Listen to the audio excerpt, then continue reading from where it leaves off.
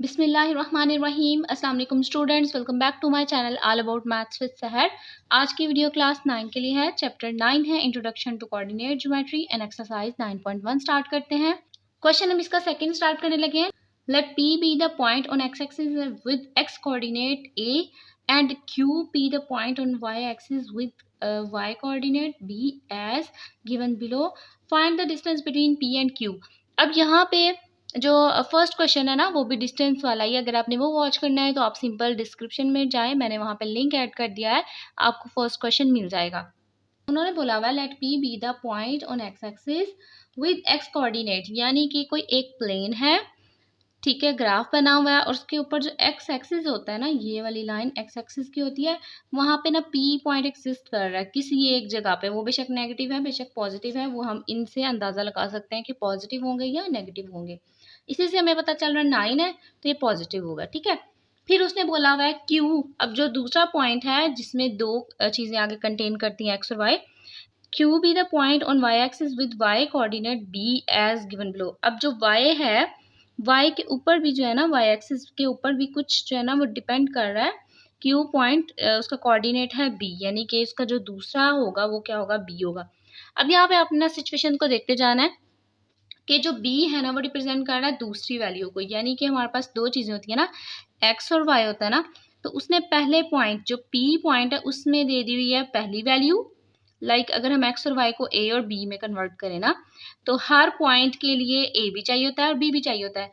पहले पॉइंट में उसने ए दे दिया और बी नहीं दिया, यानी कि इस तरह दिया है कि एक्स एक्सिस पे जब आ जाता है तो हमें खुद पता चल जाता है कि जो दूसरी वैल्यू होती है वो क्या होगी, 0 होगी।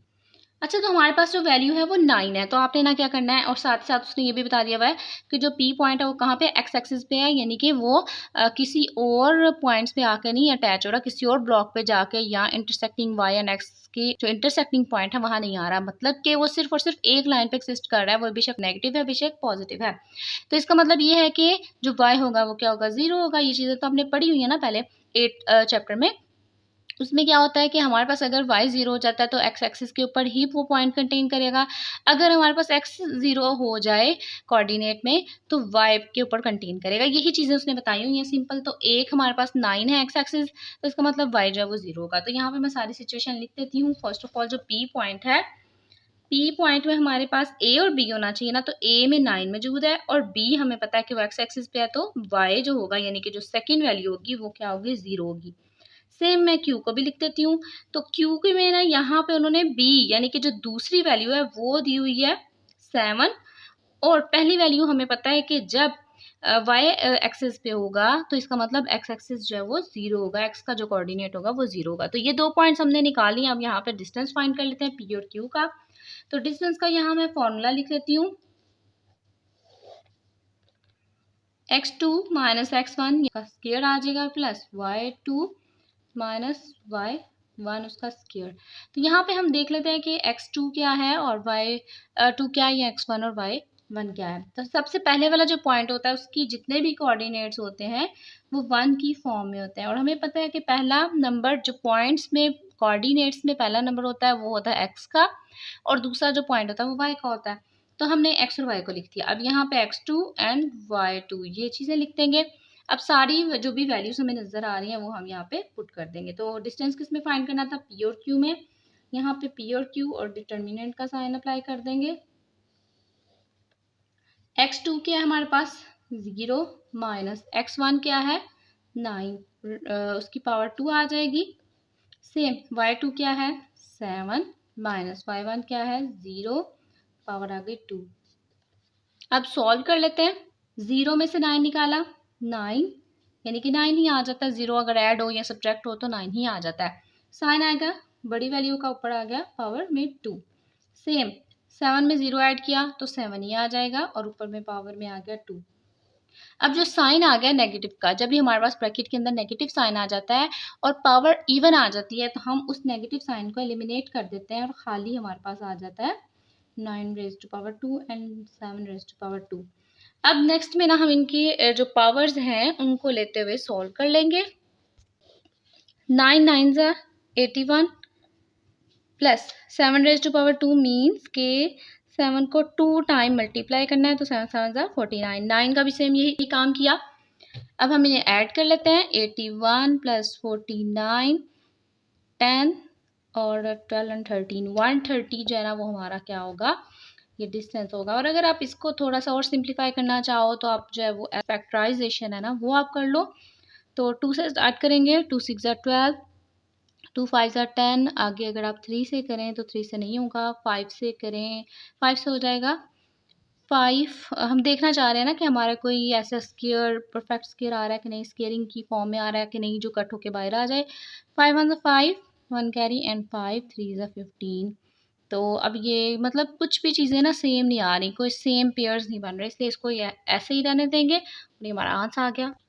सेकंड हमारे पास पार्ट है जिसमें ए यानी कि जो पी का पहला पॉइंट है वो दिया हुआ है 2 और क्यू का जो दूसरा पॉइंट है वो दिया हुआ है 3। तो मैंने यहाँ पे मेंशन कर दिया है, लिख दिया है कि पी का जो पहला पॉइंट है वो ए है और क्यू का जो दूसरा पॉइंट है वो बी है। तो अब यहाँ पे फिलिंग करेंगे, हमें पता है कि जब एक्स एक्सिस पे होता है तो वाई 0 हो जाता है। सेम अगर वाई एक्सिस पे हो यानी कि वाई की वैल्यू मौजूद हो तो जो एक्स है वो 0 हो जाता है। अब हम सारे पॉइंट्स को ले लेते हैं और डिस्टेंस का फॉर्मूला अप्लाई करेंगे और साथ ही साथ इसमें वैल्यूज भी पुट करते जाएंगे। पी एंड क्यू का करना है तो पी और क्यू के बाय जो डिटर्मिनेंट का साइन अप्लाई करेंगे। x1 है, y1, x2 and y2। x2 है 0 माइनस x1 है 2 स्क्वायर प्लस y2 है 3 माइनस 0 उसकी पावर 2।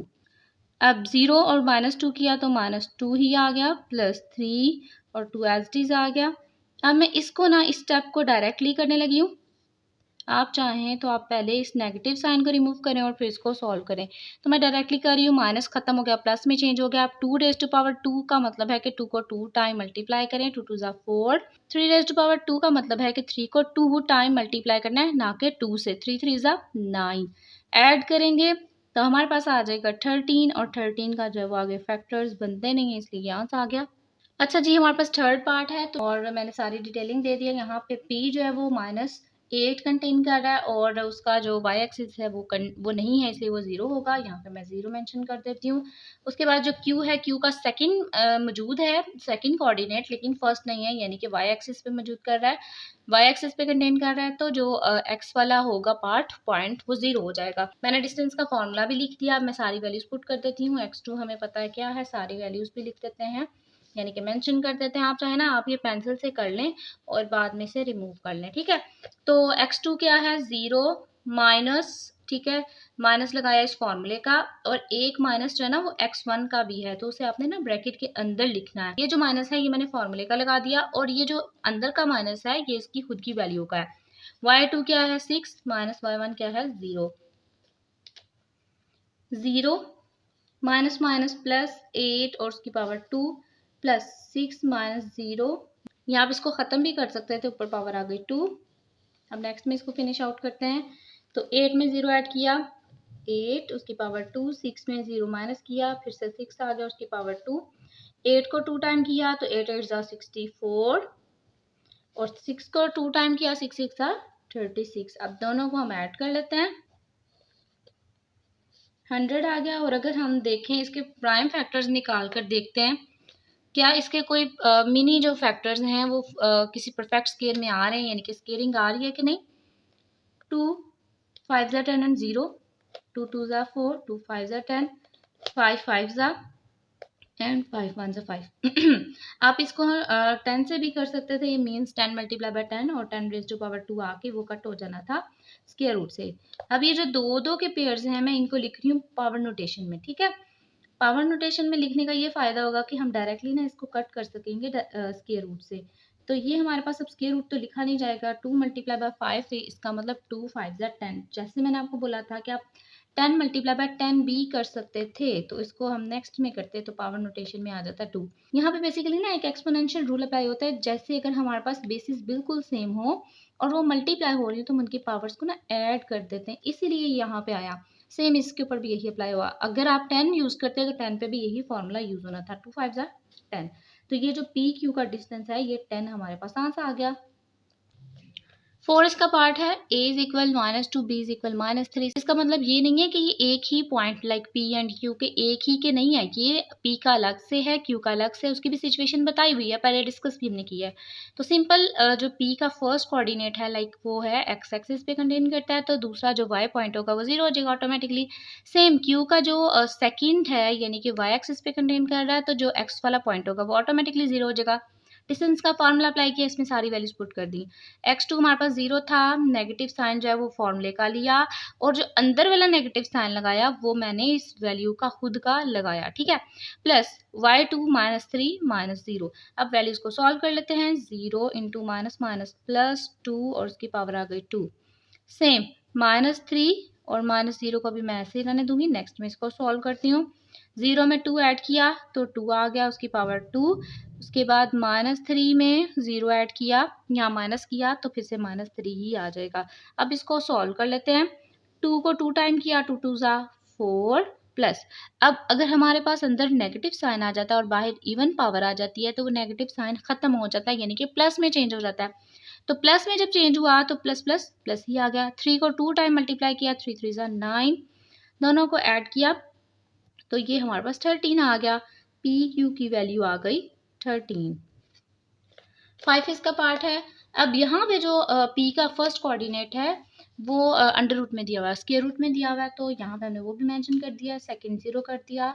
सेम जो क्यू था उसमें एक ही पॉइंट आ रहा था जो कि वाई एक्सिस पे मौजूद था, बी है हमारी वैल्यू, और फर्स्ट 0 कर दिया, डिस्टेंस का फॉर्मूला लिखा, सारी वैल्यूज पुट कर दी। अब इसको सॉल्व कर लेते हैं। 0 में अगर हम कुछ भी ऐड करते हैं तो वही वैल्यू सेम आ जाती है, और साइन हमेशा हम बड़ी वैल्यू का लिखते हैं, तो बड़ी वैल्यू यही हुई ना 0 से। सेम 1 आ जाएगा और ये 0 एलिमिनेट हो जाएगा। नेक्स्ट स्टेप में वी नो डैट कि अगर ब्रैकेट के अंदर नेगेटिव साइन आ जाता है और बाहर इवन पावर आ जाती है तो वो नेगेटिव साइन चेंज हो जाता है पॉजिटिव में। और अगर मैं साथ ही साथ इसको अलग से दे दूं, यानी कि पॉजिटिव करने के बाद 1 को 2 टाइम मल्टीप्लाई किया तो 1 1 ज़ा 1 आ गया। अब ये जो 2 है ये स्क्वायर रूट से कट हो जाएगा। अब ये बाहर से नहीं होगा क्योंकि ये होल में नहीं है, ये 1 का जो है ना वो बिल्कुल ख़त्म हो गया हुआ है, और इसका है जो हम इसको कट करके बाद में सेपरेट ला सकते हैं एक नेचुरल नंबर। तो ये 3 अंडर रूट जो है वो हमारा आंसर आ गया। 6 हमारे पास पार्ट है। 6 की सारी वैल्यूज लिख ली हैं और सारी वैल्यूज भी पुट कर दी। यहाँ पे आपको क्लियर करती जाऊँ, ये जो नेगेटिव साइन है ये फॉर्मूले का आ रहा है और ये जो नेगेटिव साइन है ये इसकी खुद की वैल्यू का है। अब इसको सॉल्व कर लेते हैं।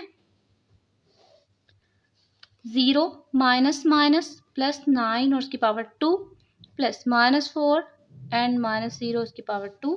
नेक्स्ट स्टेप में इसको सॉल्व करते हैं। 0 में 9 ऐड किया तो 9 आ जाएगा। सेम -4 में -0 किया तो -4 ही आ जाएगा।